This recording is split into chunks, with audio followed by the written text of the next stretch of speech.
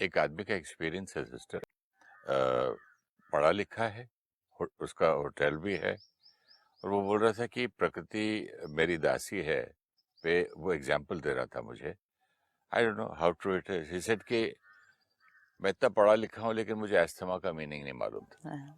तो मतलब मेरे ही होटल में किसी ने बुक किया जगह को, उसके कॉन्फ्रेंस रूम में, वर्ल्ड अस्थमा समथिंग समथिंग जो भी था. तो इसने बोला ये एक थॉट क्रिएट की कि ये अस्थमा क्या चीज है, और फिर भूल गया, वो काम पे लग गया.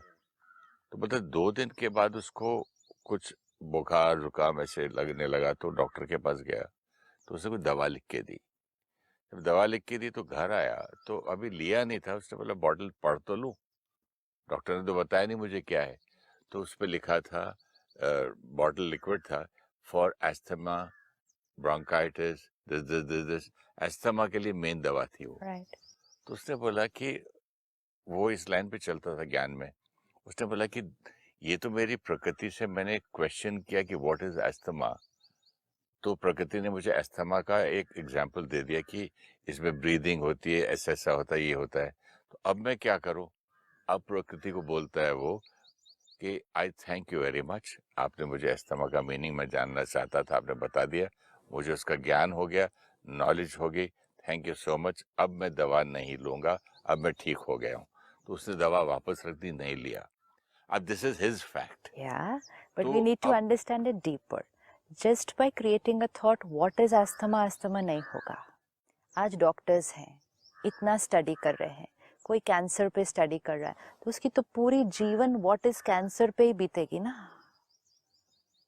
उसने तो 22 साल की एज से जीवन के लास्ट क्षण तक सिर्फ what is cancer, how to treat cancer, उस सब पे जीवन बीतने वाली है. इसका क्या बिलीफ सिस्टम? जिसका कार्डियोलॉजिस्ट है उसका तो पूरा जीवन what is heart, what is cardiac problem, उसी पे बीतने वाला है. जब उसने वो अस्थमा की कॉन्फ्रेंस देखी होगी, हो रही है, वो सिर्फ व्हाट इज अस्थमा थॉट से नहीं होने वाला है, लेकिन उस अस्थमा के बारे में कोई फियर, ये मुझे तो ना हो जाए, मुझे भी कभी कभी तो खांसी जुकाम होता है, ये जो सिम्टम्स सुना रहे थे इसमें एक आधा तो मुझे भी है, कहीं सिर्फ व्हाट इज अस्थमा से नहीं हो सकता. ये नहीं हो सकता है, क्योंकि व्हाट इज अस्थमा ये तो हमारी स्टडी है, हम सब स्टडी कर रहे हैं अलग अलग चीजों को. सिर्फ उसको स्टडी करने से वो हमें नहीं हो जाएगा. ये फियर क्रिएट करने से, ये वाइब्रेशन अपने आप को देने से कि हाय ये मुझे बीमारी ना हो जाए, हाय ये मुझे बीमारी ना हो जाए, इतने लोगों को है. उन्होंने तो कहा कॉन्फ्रेंस में, आज इंडिया में इतनी परसेंटेज लोगों को वो है, और जिस शहर में हम रहते हैं वहाँ भी पोल्यूशन तो बहुत तो है. उसकी स्टोरी का यही मतलब होगा. That is the meaning. You know, this is why it's so important to understand it. He must have gone कि what is asthma, ज्यादा उसके डीप गया होगा, लोगों से पूछा होगा, आते जाते फिर डॉक्टर से पूछा होगा. यस, सो ये अंडरस्टैंड ठीक से करना कि फिर प्रकृति को ये नहीं कहना कि मैं अस्थमा के बारे में जानता था तो आपने मुझे वो अनुभव दे दिया. नहीं, ऐसे तो जो लोग जिस चीज को जानेंगे उनको उसका अनुभव चाहता था ना, उसका अनुभव थोड़ी करेंगे.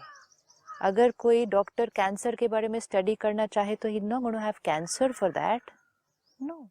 लेकिन प्रकृति को मैंने थैंक यू कर दिया, मतलब क्या किया, मैंने यहाँ से वाइप आउट कर दिया, वाइप आउट किया कि मैं बिल्कुल ठीक हूँ, I am healthy, it is over, this is gone, thank you. Then it will start going away. Maybe this is the real story. This is understanding ना, वाइब्रेशन कौन सी रेडिएट की, यहाँ से यहाँ को वाइब्रेशन रेडिएट की, मैं बीमार हूँ, ब्लॉकेज क्रिएट होगा, बीमारी बनेगी. यहाँ से उस ब्लॉकेज को वाइब्रेशन रेडिएट की, ये बिल्कुल खत्म है, ये बिल्कुल ठीक है, it will respond. Vibration creates reality. So let's create the reality of our choice.